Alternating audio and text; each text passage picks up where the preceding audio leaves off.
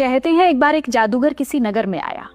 उसने चालाकी से उस नगर के लगभग सारे कुओं में ऐसा पदार्थ डाल दिया कि जो भी उस पानी को पीता पागल हो जाता। बस एक कुआं उसने छोड़ दिया। वो कुआं राजा के महल के लिए था। अब पानी तो हर किसी को पीना ही था। नगर के लोग जैसे जैसे कुओं का पानी पीते गए वैसे वैसे सब पागल होते चले गए। देखते ही देखते पूरा नगर पागल हो गया।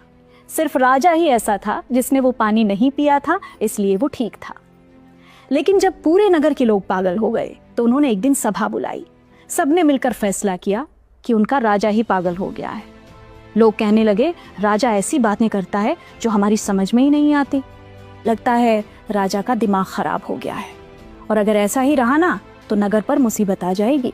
हमें नया राजा चुन लेना चाहिए। जब ये बात राजा तक पहुंची तो वो परेशान हो गया।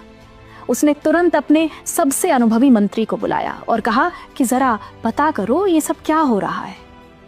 मंत्री ने पूरा मामला समझा और फिर राजा से कहा, महाराज अब तो एक ही रास्ता है, आप भी नगर के कुएं का पानी पी लीजिए। राजा ने आखिर वही किया।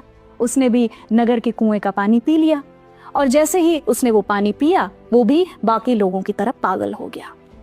अब राजा भी वही बातें करने लगा जो प्रजा करती थी। ये देखकर नगर के लोग बहुत खुश हो गए। कहने लगे कि अच्छा हुआ, हमारा राजा अब ठीक हो गया। अब उन्हें कौन समझाता कि असल में राजा ठीक नहीं हुआ था, बल्कि वो भी बाकी लोगों की तरह पागल हो गया था। कहानी का सार यही है कि जब बहुत सारे लोग मिलकर किसी गलत या पागलपन भरी सोच को सही मानने लगते हैं तो वही पागलपन उन्हें समझदारी लगने लगता है। और ऐसे में अगर कोई एक समझदार इंसान भी हो तो उसकी बात की कोई कीमत नहीं रह जाती है, चाहे वो राजा ही क्यों ना हो।